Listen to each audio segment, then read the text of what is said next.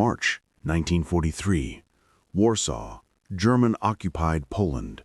Snow falls like ash over the ruined streets of the old Jewish quarter that no longer exists. In a smoky officers' club on Nowy Svat Avenue, a beautiful Polish woman in a blood-red evening dress laughs at a joke told by SS Sturmbannführer Jürgen Stroop himself, the man who would later boast he had liquidated the Warsaw Ghetto. Her name is Krystyna Skarbek? No, that was her cover. Her real name is Irina Olszewska, and tonight she is smiling at the devil to get close enough to cut his throat. But Jürgen Stroop is not the real target. The real target sits 2 tables away. Obersturmführer Wilhelm Müller, 34 years old, handsome in that cold Aryan way, commander of the special Gestapo unit that has murdered 40,000 Jews in the last 6 months alone. Tonight, Müller cannot take his eyes off her. She lets him stare. She lets him want her. Because in exactly 11 weeks, this woman, this 27-year-old former seamstress from Lodz, will become his lover, and then his executioner. This is the true story of one of the most dangerous female agents of the entire Second World War. A woman who seduced her way into the heart of the SS and left a trail of dead Nazis across 3 countries. The Germans called her Die schöne Polin, die den Tod bringt, the beautiful Polish woman who brings death. But the British SOE in London called her simply Agent Vesper. And this is how she became the girlfriend of a high-ranking Nazi officer, only to put a silenced Walther PPK against his temple while he slept. This is her story, and it begins with fire. November 1941. A small farmhouse outside Lublin. Flames light up the night as SS Einsatzgruppen round up 300 Jewish families. 18-year-old Irina Olszewska hides in the attic with her younger brother Janek. They watch through a crack in the roof as their parents are forced to dig their own graves. When the shooting starts, Janek tries to run. A burst of MP40 fire cuts him down in the snow. Irina does not scream.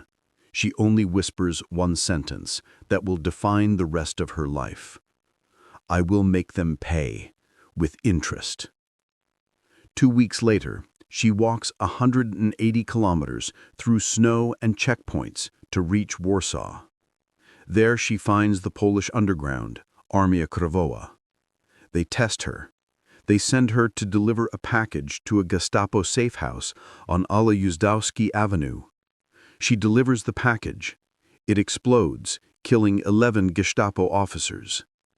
That's when British SOE in London first hears her codename, Vesper. They want her. But first, they have to train her to become the perfect weapon. Spring 1942. A secret SOE training camp in the Scottish Highlands. Irina learns to kill silently with a knife, a garrote, a rolled-up newspaper. She learns to seduce, to lie, to cry on command. Her instructor, a former French resistance fighter, tells her, "Men will underestimate you because you are beautiful. Use it." By the time she parachutes back into occupied Poland in October 1942, she has already killed 7 German officers with her bare hands. Now she has a new identity. Krystyna Nowak, a good Polish girl who hates the Jews and loves the Reich. Her first mission? Infiltrate the Gestapo social circle in Krakow. She does it in 3 weeks. She becomes the mistress of a mid-level officer. She shoots him in the mouth with his own pistol while he brags about the mass executions in Belzec. But London wants more. They want someone high up. They want someone who can stop the next big operation. And that man is Obersturmführer Wilhelm Müller, the rising star of the SS in Warsaw. December 1942. Christmas party at the Bristol Hotel, Warsaw. Müller is there, drunk on French cognac, bored with his wife back in Munich. Irena walks in, wearing a black dress that makes every officer in the room forget how to breathe. She lets Müller buy her champagne. She lets him dance with her. She lets him think he is the hunter. 3 nights later, she is in his bed. She stays for 8 weeks. Every night she listens to him talk about the upcoming Aktion Reinhard, the final liquidation of the remaining ghettos. She memorizes names, dates, train schedules, gas chamber construction plans.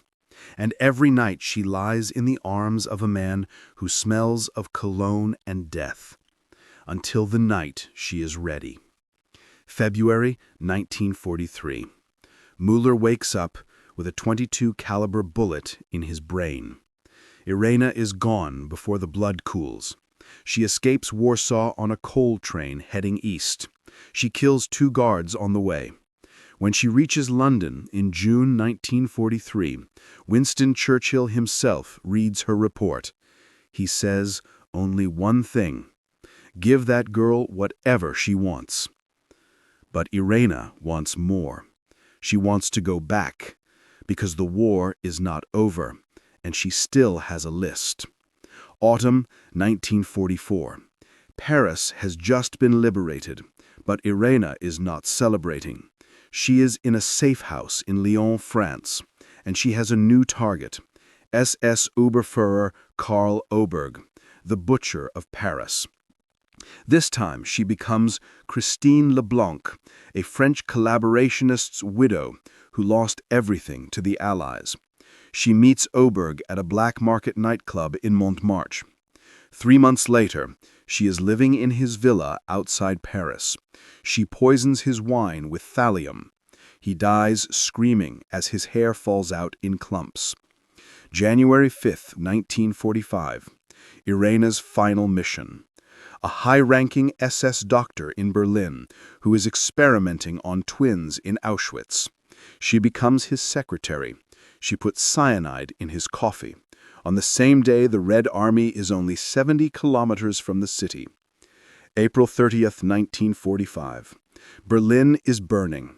Irena is still in Berlin. She is still hunting. She is last seen walking into the Führer bunker on the night Hitler shoots himself. Some say she was there to make sure he did not escape. After the war, she disappears. Some say she was killed by the Soviets. Some say she simply vanished like a ghost.